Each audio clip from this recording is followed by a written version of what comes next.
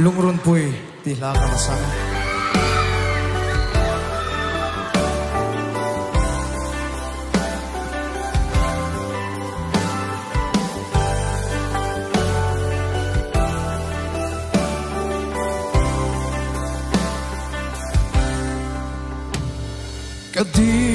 Kadi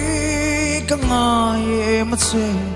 itel ofatlay ni Lenny ahar ngay kay kata Kadi nang solo su katan hian ting so an omlo nang so katang berche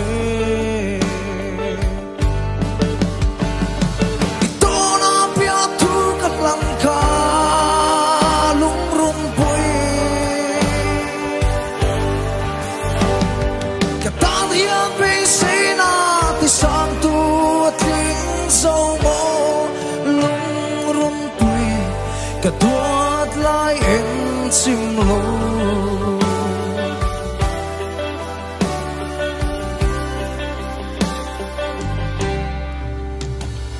Kadi kalungdum tu ben Katan rinom sela Kathin lai lingeya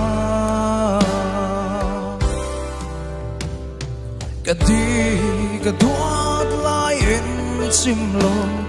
Katona parang vulzela Duten katsoy nang tse Ito na piatu kalan ka lungrong pui Katanian may sena isang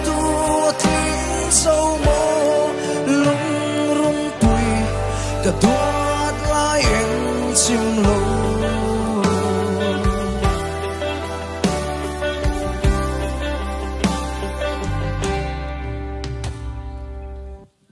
Kalome